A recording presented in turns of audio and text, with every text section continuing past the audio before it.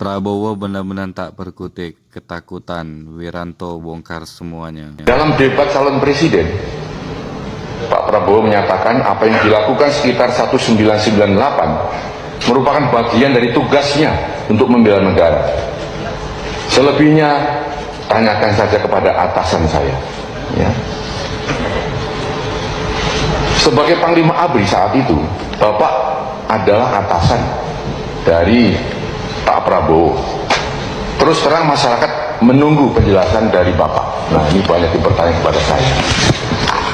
Saya nggak ikut perdebatan, tapi ikut terlibat nama saya di sana.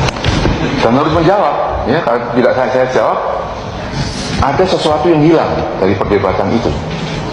Maka di sini saya memberikan penjelasan secara normatif begini. Ya. Penculikan itu atau aksi penculikan oleh oknum, ya, saya katakan oknum, ya, Kopassus Angkatan Darat.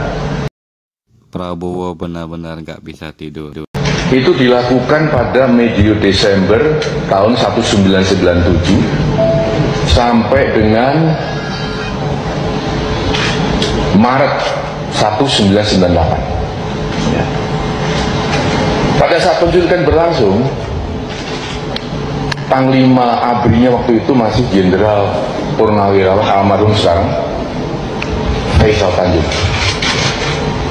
Nah, pada saat bulan Maret, 7 Maret tepatnya, pada saat kasus itu harus dibongkar, terungkap, diusut, saya kebetulan sudah mengganti sebagai Panglima ABRI. Ya. Dengan demikian, waktu kasus itu terjadi, Panglimanya masih yang lama, waktu pengusutan Panglimanya yang baru, saya. Tak tanggung-tanggung, Wiranto tegas bongkar semuanya. Saudara sekalian, saya koordinasi dengan Pak Faisal Tanjung waktu itu.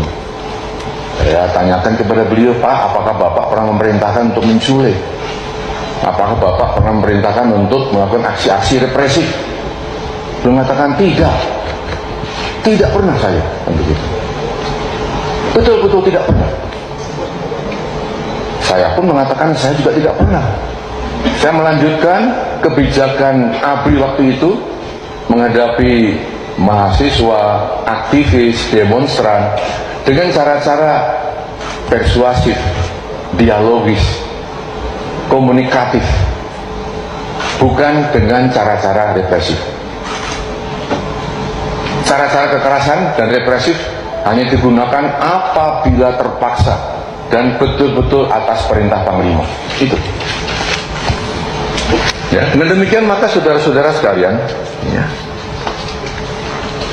tidak ada kebijakan dari pimpinan TNI atau pimpinan ABRI yang ekstrim waktu itu untuk memerintahkan melakukan penculikan, tidak ada. Semakin terang benderang.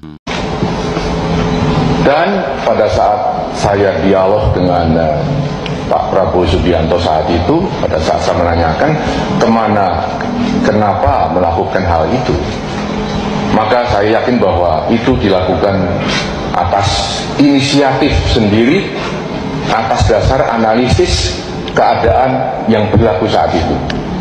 Ya, ini ada di Kompas juga sudah ditulis. Ini sudah saya laporkan juga kepada Pak masyarakat. Jadi bukan hal baru ya.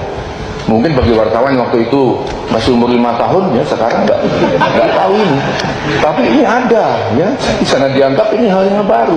Ini jelas hasil analisis pribadi, bukan perintah Panglima ABRI, bukan perintah atasan beliau. Nah lo akhirnya ketahuan semua kan? Ini supaya jelas ya. Kembali tadi ini hanya pembenaran dari apa yang sekarang simpang siur itu. Ya. Mantan Panglima ABRI Wiranto menegaskan mantan Panglima Kostrad Letjen Prabowo Subianto diberhentikan dari jabatannya karena Dewan Kehormatan Perwira atau DKP yang dibentuk tahun 1998 berkesimpulan yang bersangkutan terbukti terlibat dalam kasus penculikan aktivis tahun 1998. Saya tidak ingin terjebak kepada perdebatan istilah. Ya. Saya tidak ingin saling mengotot hanya mempermasalahkan istilah dengan hormat, atau tidak dengan hormat, diberhentikan atau dipecat. Saya akan mencoba untuk masuk di wilayah normatif, kausal, normatif sebab akibat. Seorang prajurit, seorang militer berhenti dari dinas keprajuritan pasti ada sebabnya. Prabowo pasti lagi panas dingin. Diberhentikan dengan hormat, sebabnya karena sudah habis masa dinasnya,